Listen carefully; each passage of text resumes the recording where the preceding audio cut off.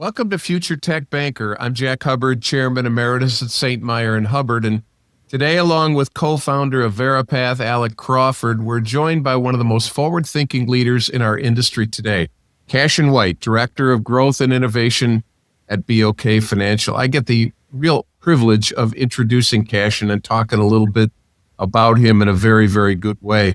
A little more than a year ago, Cashin and we've been connected on LinkedIn for quite a while, and Cashin reached out and said, hey, we're doing a podcast, a webinar internally. Would you be open to doing something on sales? I said, heck yeah, I'd love to do it. And so Cashin asked me to put something together, and we did about an hour together, and it was such fun. It was really great. And so I got to know Cashin and his team really, really well. There's a lot going on around innovation in banking today. At least there's a lot of talk around it. When you sit down with Cashin, you know he's not just talking, he's executing. He is a real innovator, and he's making it happen every day for his bank and his colleagues and his customers. A little bit about Cashin. He spent more than 2 decades in commercial and middle market banking, and he's done everything from helping billion-dollar energy companies to grow to fast-moving small businesses and everything in between. Now, what makes Cashin a little bit different is he's not just a banker, he's a sales strategist. And I got to know that in spades when I worked with him on this webinar that we just talked about. And his bank BOK is one of the most respected banks in the country, and you'll hear a lot about that today. Cashin graduated with a BS from the University of Puget Sound. He also has certificates from Harvard Business School, Stanford University, and he's built a great reputation of taking a conventional bank and taking that to the next level. There's a lot on LinkedIn, and you're going to get to know him a little bit today. Cashin, it is really great to see you. Welcome to the program. Great to see you, Jack. Nice to meet you, Alec. And by the way, your episode with us is still by far the most popular by a mile. And whenever we hire a new banker in my onboarding kit, I give them a link to your hour you spent with us. So, well, thank you very much. You know, I got an in-mail from one of your brand new bankers who reached out to me, said, I'd like to connect with you. I'm an RM in Arizona. And I had never heard of the gentleman, and I connected with him. He said, I heard your podcast. It was a lot of fun. We had a great time. I want to start, Cashin, by talking a little bit about BOK. You have a very unique bank. It has a great history and a heritage. It's got a great mission and vision. Talk a little bit about your organization. Yeah, BOK Financials just went over $50 billion in assets. Headquartered in Tulsa. We're in 11 markets, primarily, Colorado, Arizona, Oklahoma, Texas, Kansas City, New Mexico, Arkansas. And, we ushered in a new CEO a few years ago, and the mandate was clear. It was grow top line revenue. And we could play the acquisition game like everybody else, but we really felt like we got to figure out the organic growth as well. And we really needed a focused go-to-market strategy. We wanted to make sure we were getting a strong ROI on our technology, sort of take a Zamboni to our entire sales enablement kit, make sure it's the right fit, make sure Salesforce is doing what it should do for us, and really just upskill the bank on technology, and then have the bankers come along for the ride. And then just wrap all of that in a sales culture where we start talking about it more. It's top of mind. And it's not something folks avoid, and they just work their book. So that journey started really in early 2023. And here's we ebb into the middle of 26. It's been great. But the results are strong. I think on an investor call, I heard some of the folks that study our stock along with the other regionals were compared against it. They said we're the envy of the regionals because we're one of the only banks showing core C&I growth. So we're hyper-focused on new client acquisition, sales enablement, sales efficiency, the process, and the culture. That sounds amazing. So So obviously we focus, we think about technology and AI and emerging tech here a fair amount. And just curious, like how are you applying AI to the sales and lending process? Is that one of the secrets? Share your secrets with us of how you're growing C&I lending. Well, it's very timely because yesterday we recorded episode 10 of our internal sales enablement podcast. And I had 5 bankers on to demo how they're using AI to be more efficient. And it blew me away. I saw stuff I've never seen before.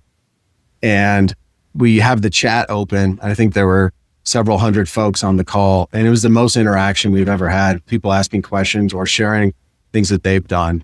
So, we've latched ourselves to Microsoft and Copilot, and so we're researching how to better use Copilot Premium, which is not the free chat version. It's the version that can actually go and look at your internal data and couple it with external web-based data, and you can create agents. So it's a whole new vernacular, like what's an agent, what is Copilot Frontier, Copilot Cowork. And so we're early stages, but we're sort of just crowdsourcing it right now on, hey, what's working, and just sharing best practices.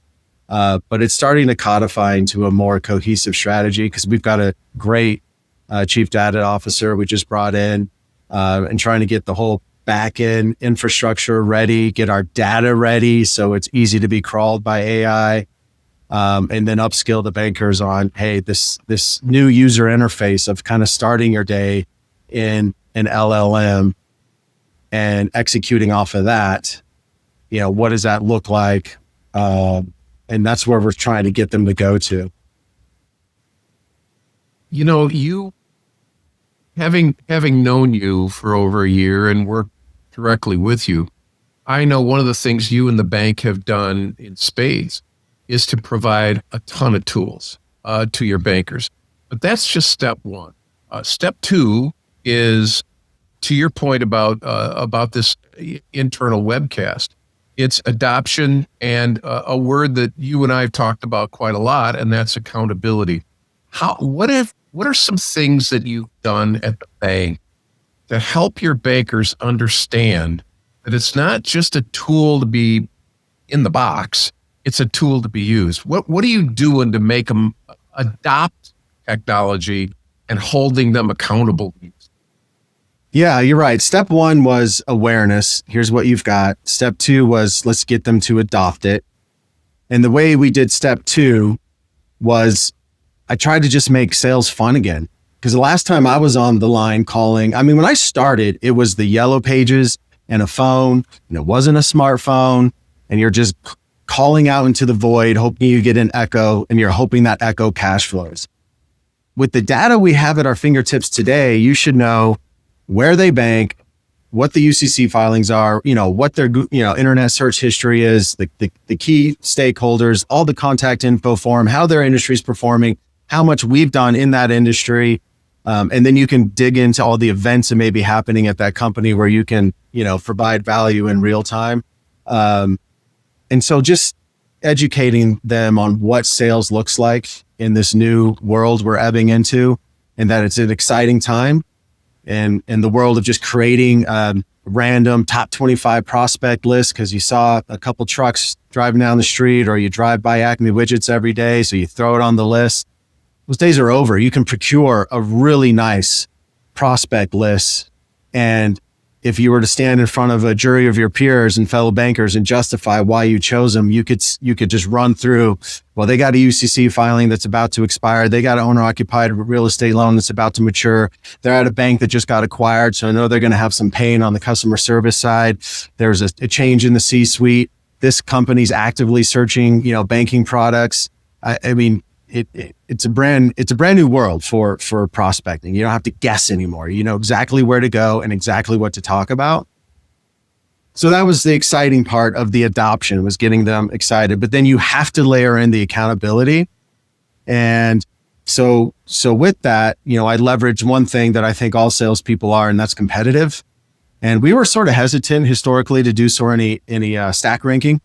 But we brought that back in vogue, and we show everything. So all of their Salesforce data, calls, all of the sales tools and usage thereof is put into an activity bucket.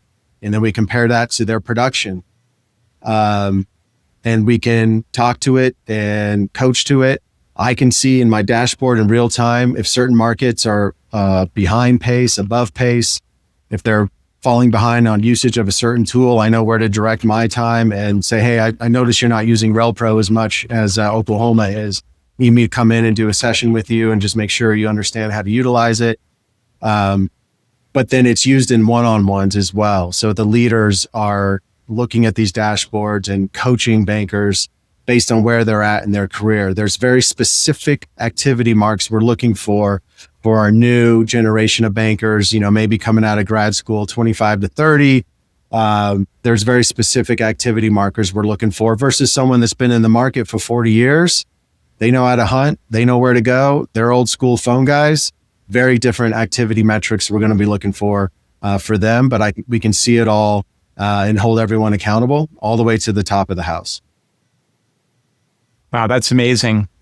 Look, I think one of the things I think a lot about is risk management and compliance, being a chief risk officer for 14 years. And we've spent lots of time with regulators, regulatory teams here to Europe. And I think one of the most important things to think about is how do I balance this need to use AI? Because it's no longer just, hey, this is fun. Like you need it for your job at this point.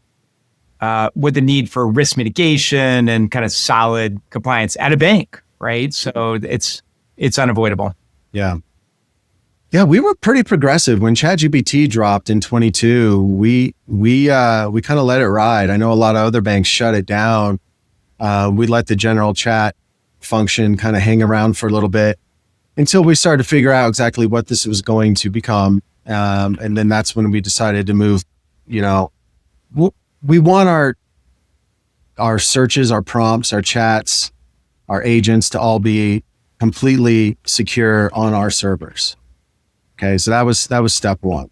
Once we knew we were wrapped with our infrastructure on the back end, then we could open source it a little bit more to everybody. And we've got a great team running AI, I guess, if you will, at the bank and all the tools that come with it, with learning resources for everybody, rules of the road. But we talked about it yesterday on the podcast because some of the demonstrations that were being given, it was surprising people what data we're allowing to be entered into those models. But the thing is it's okay because it's not leaving our servers. It's not being trained on by anybody. So that was key, making sure it never leaves our ecosystem. And then, you kind of follow common sense rules to make sure there's no, highly private sensitive data that's being put into those models like, social security numbers, tax IDs, dates of birth and whatnot.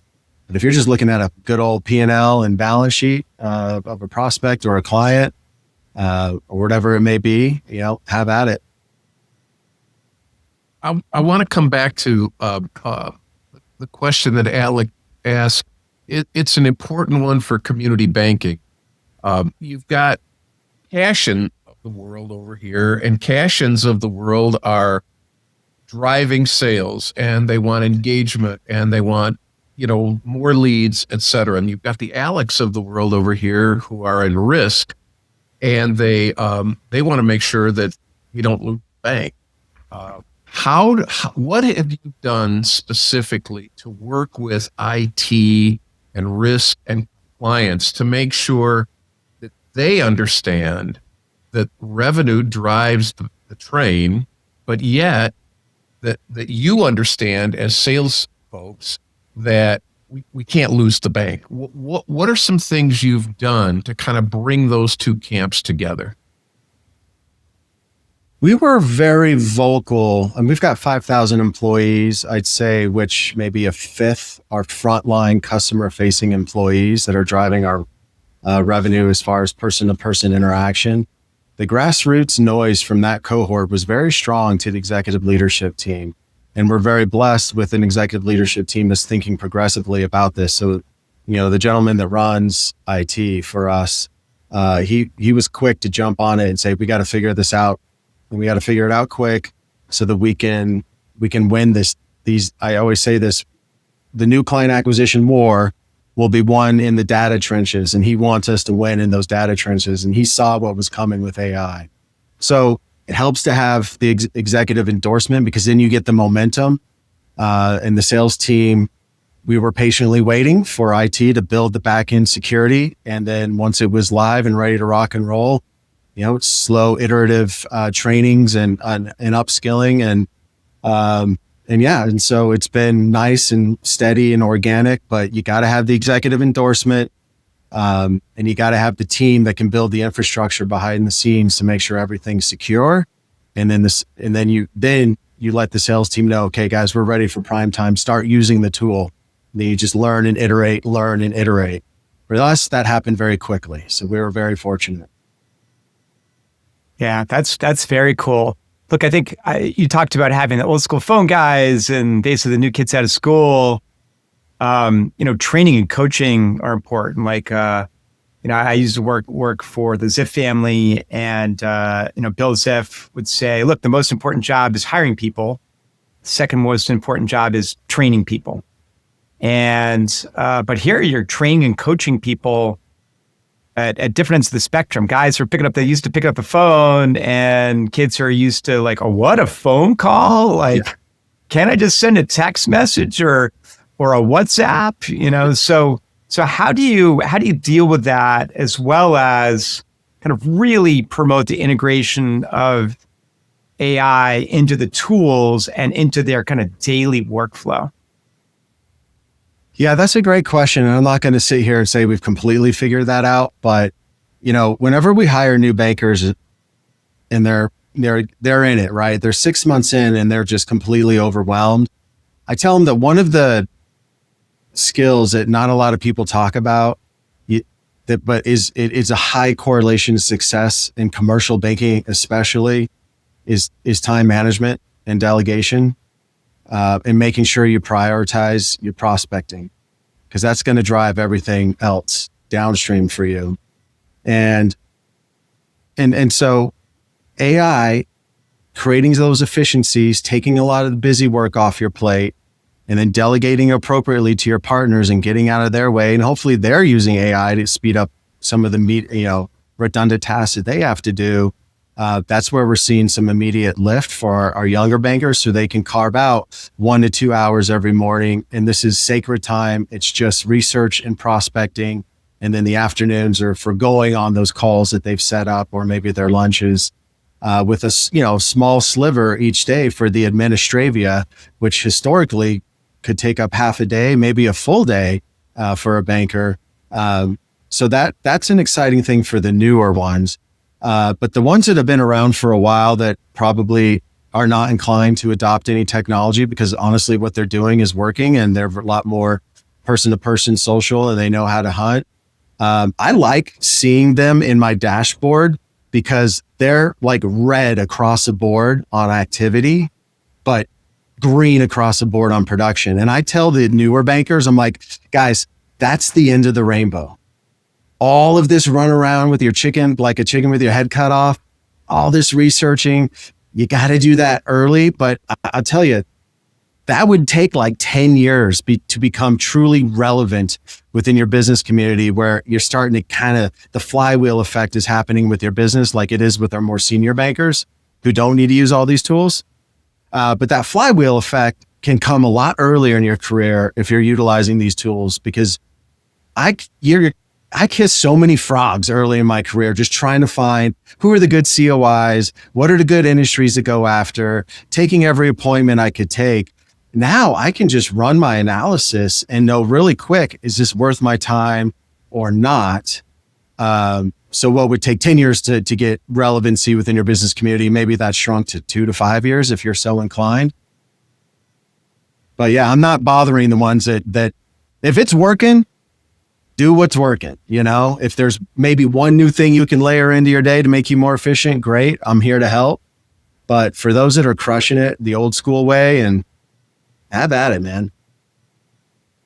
Yes, they're all crushing it in their own way. Yeah. but they're also using the tools that you provided. And that's back to the accountability. I'd like to get specific with you if you can around the tools. You mentioned a couple of them.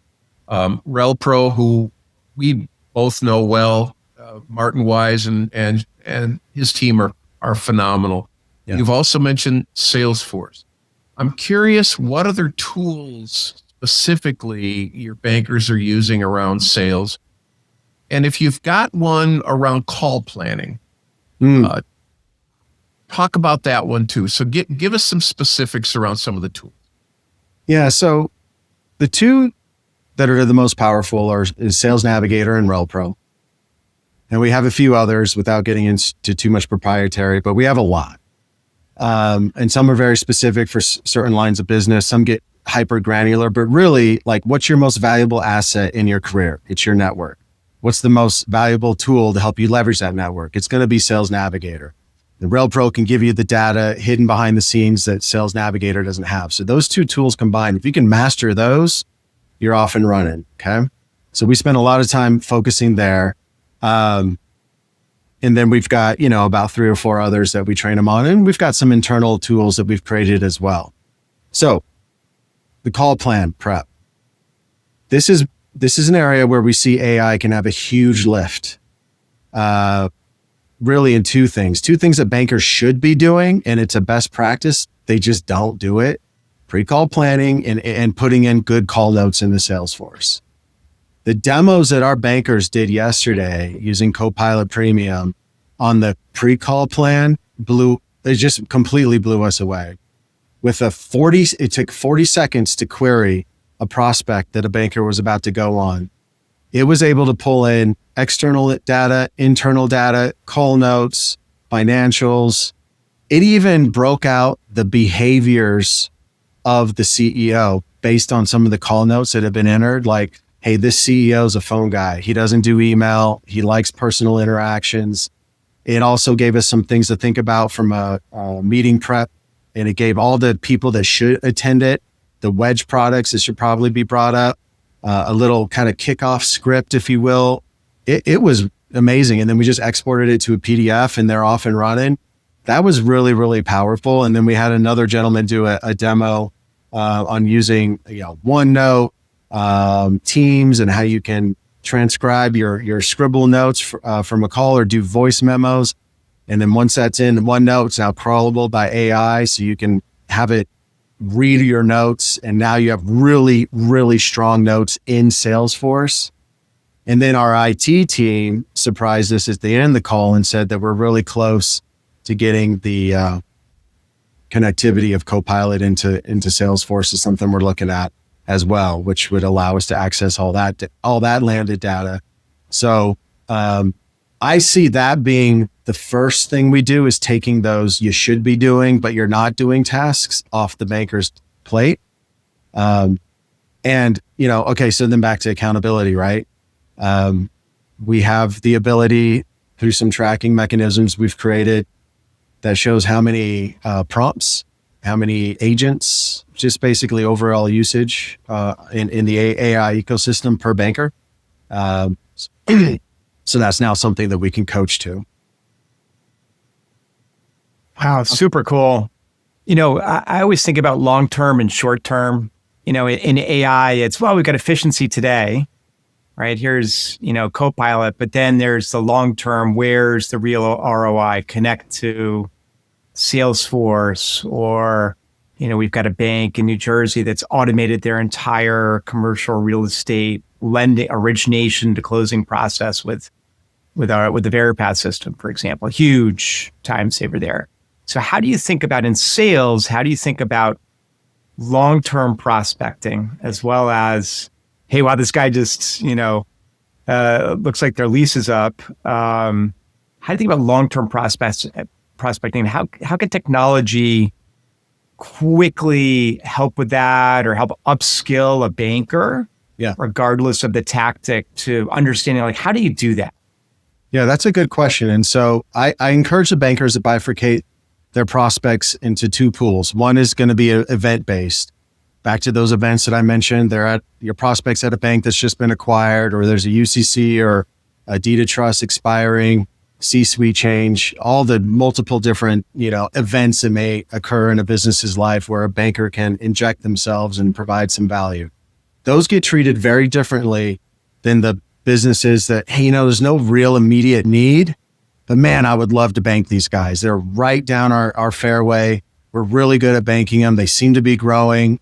That's a very different strategy.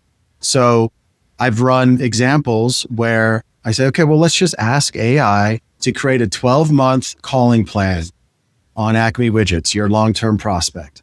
And I want you to use these 6 or 7 different outreach methodologies. And I want you to choose one a month for me to do. I want you to tell me the best time of day and help me write a script for depending on the outreach methodology. And, the prompt was much longer than that, but it spit out a really great 12-month plan that I could now just inject into my Outlook calendar. So I roll in on Monday. It's like, oh, today's the day I have to send an email to the CFO of Acme Widgets. So you just stick with the plan and you kind of see where they bite, right? And so you got to try all the mediums, drop by, email, phone call, in-mail. But what I liked about what AI was thinking is because it can look at our internal data, it's like you have a chief investment officer event coming up at the Denver Art Museum. You might want to think about inviting them to that. And then when it comes to holiday season, make sure you drop by, here's some suggested gifts. So it kind of just lays it all out for you. If this is sort of your first time doing okay, I'm just going to keep peppering this prospect and hopefully, they respond in some sort of fashion. But if not, I am dedicated to 12 touches over the next 12 months, all of which will be recorded. And then they just got to be disciplined and actually execute on it. But that was a big eye opener for the bankers. And here's the real key to your success, Cashin, I think. Here you are in your office in Denver, but you don't sit behind your desk. And this is where technology and human in the loop kind of have this come togetherness. You're out in the marketplace a lot. What advice would you give to bank innovation directors, growth directors, revenue directors, people at your level that have provided all these tools? What advice would you give them about getting out and seeing your bankers getting out into the markets? Yeah, you can't just buy the tool, have a big post that, hey, we now have Rel Pro, and here's a video on how to use it. Mission accomplished. I mean, that's happened to me a lot in my career, not here.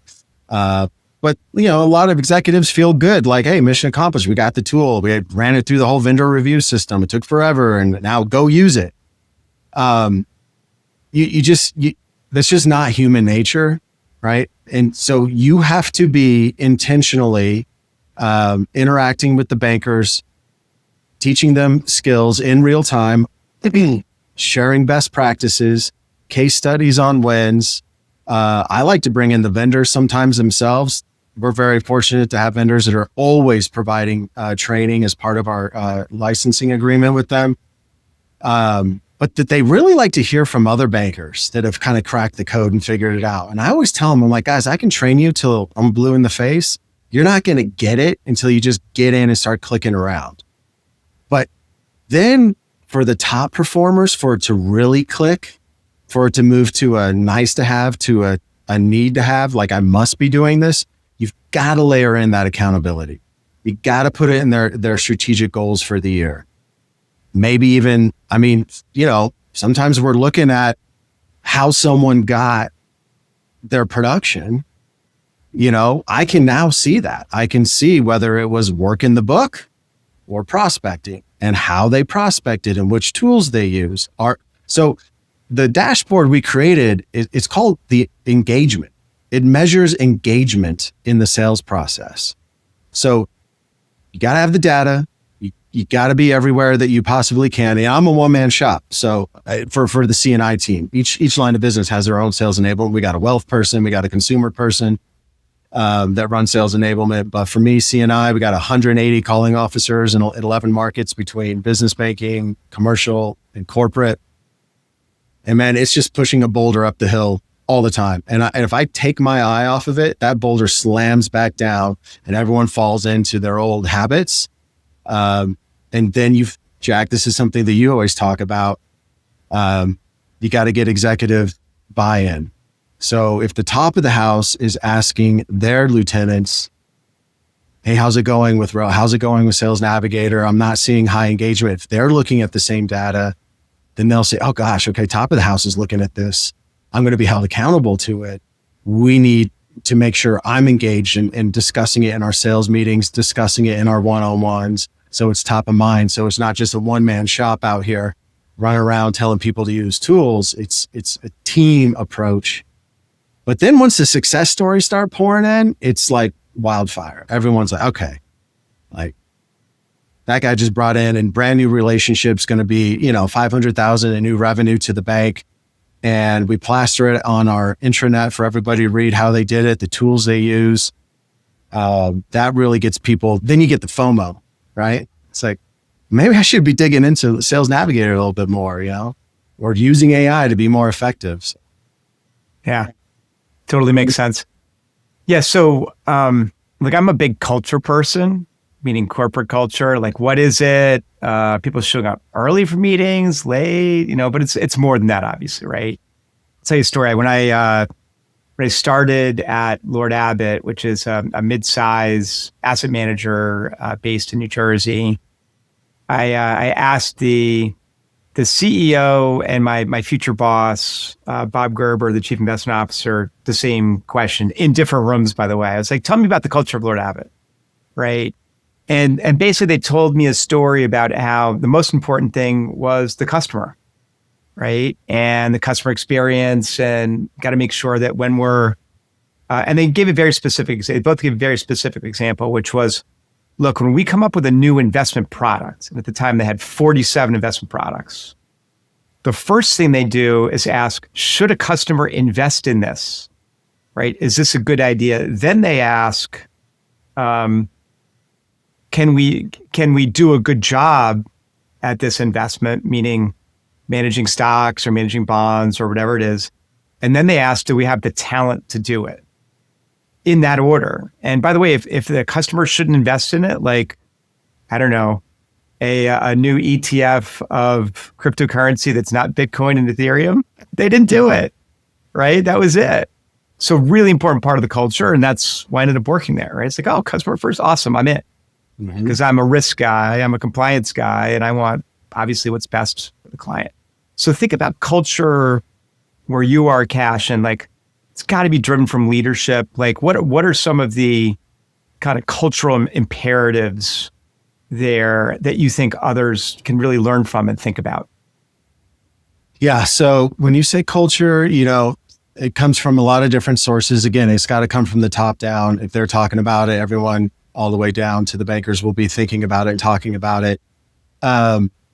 We intentionally rolled out professional sales training, coupled with everything else that we're doing with the internal trainings. So they're going through it. It's 2, 3, 4 days in a classroom, learning old school sales tactics with a new twist in the technology world we live in. Got the internal podcast. We have all the success stories that we're pushing out. You have to make it unavoidable.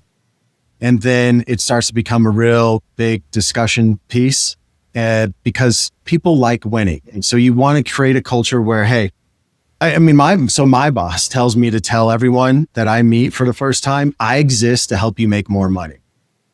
Right? Like, and that's okay. Like, yes, we are here to have our customers thrive, our bankers thrive, and we want both cohorts of customers and bankers to have the best tools available in order to achieve their goals.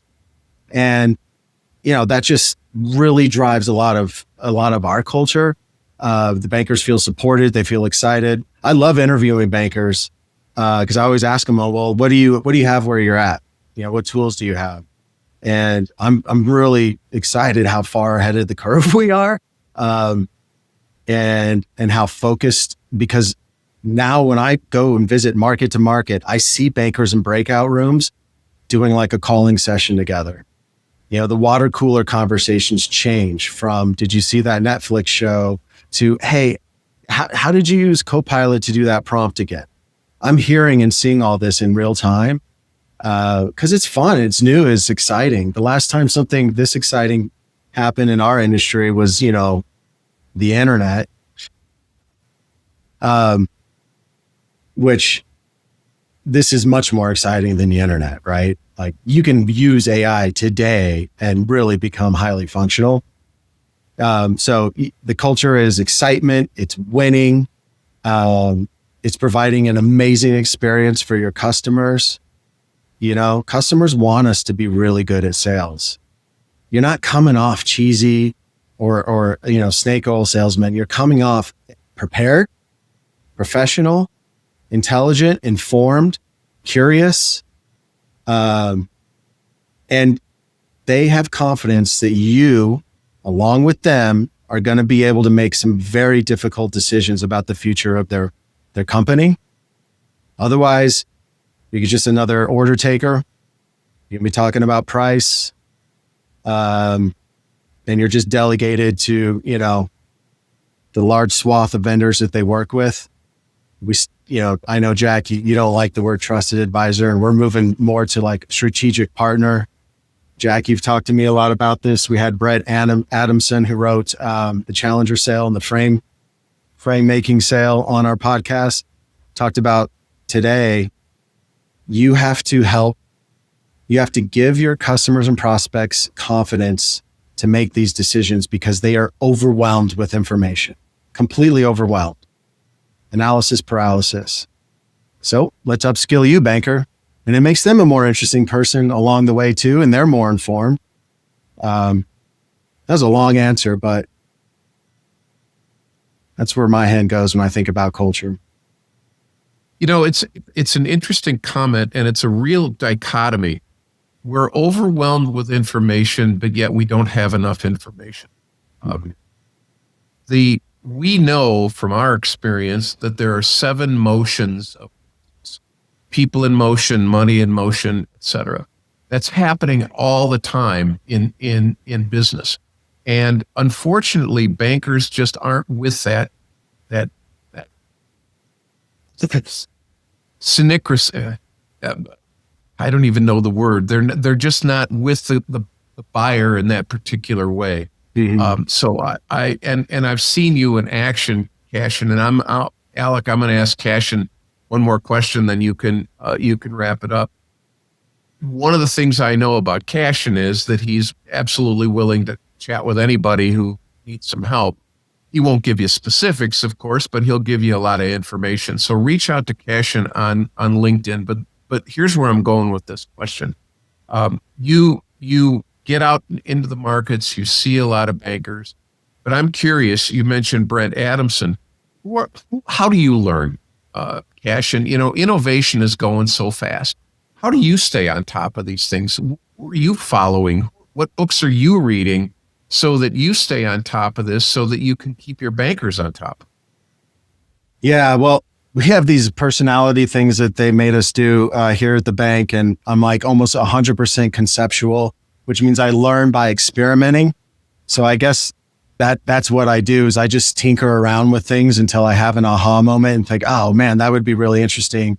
And then now with this role, it's empowered me to move beyond tinkering and experimenting to, I have to master this. So that's, how I spend a lot of my time, is just making sure I'm on the cutting edge. So that means who I'm following on X. I really like X as an immediate real-time source of information on what's happening in AI and enterprise and technology and in general. And thank goodness I finally have filters, so you can filter out the politics and just focus on what you want. And then, man, I just go down a lot of rabbit holes, so the other day, Mark Andreessen posted a company he's obviously invested in, a famous Silicon Valley investor with, and anyway, it's called OBOE. I don't know how to pronounce it. But it's basically learn anything. And it's an AI platform, and you just go into it and you say, like, hey, I want to learn about the French Revolution. Instead of it just saying, here's what happened, it walks you through step by step and then sort of quizzes you along the way to make sure you're getting it, and provides all this really cool interaction. So like, prospecting is more fun and interesting today because of AI. Learning is a lot more fun and interesting because of it. And so it's my job to evangelize all of this effectively. So that's why I spend a lot of time focusing on public speaking skills, right? One of the most valuable things that I learned in my career was not what you say, it's how you say it. Right? So yeah, I mean, that's a big focus. It's just constantly learning, following the Jack Hubbards of the world, listening to, your podcast, and interviewing, when we interview bankers, trying to get intel on what that bank's doing, what they're thinking about. And I mean, just everybody. And then you run into a neighbor that's in a completely different industry, and you hear how we had a customer who ran an ice cream shop, basically had the whole entire, I think it had 7 to 10 locations, all running on AI. And this was early years ChatGPT. Complete inventory control, supply chain, everything was monitored by these dashboards he was able to create with ChatGPT. It was fascinating. So then it's not stopping there, and then going back to the desk and starting to see if I could kind of like reverse engineer something like that as well and learn. Yeah, but that's why it's literally the best job in banking. If you can get it, get it. Very cool. Yeah, let's get to wrap it up here. So kind of last question would be, what are you really excited about through the balance of the year? And it could be technology or something different. Hopefully not fish concerts in Las Vegas.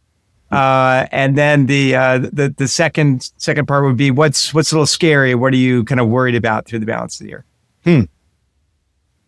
I'm excited for a couple things. One is, that the sales training that we're putting the bankers through. Jack, you talk about this all the time, and how much is forgotten when you're listening to a presentation or you're being taught something. You say it's like 90%, right? I'm seeing with some of our capabilities here at the bank, how I can keep it front and center on a very non-invasive way, using some of the tools that we're looking at. So that's very exciting. I think we can finally really lock in a lot of these skills that they're learning for the long term and measure it and get that infamous and nebulous ROI that everybody's trying to calculate. So that's exciting. So there's always something new to be taught, because always, you got to go visit 11 markets. You got to plan your road trips and figure out how you're going to, and what you're going to talk about. Because I tell my boss, I know my gig's over when I come to town and people aren't excited to see me. They're like, oh, yeah, if I come into town, they feel like HR is coming, to talk to them about whatever. I've lost it, right? When I come into town, what I do is I say, hey, I'm renting this conference room. Come on in. I'll have lunch. Let's just all chat, open up your laptops, and let's dive in and start playing around and do some live demoing with each other and learn live. These rooms hold 30, 40 people.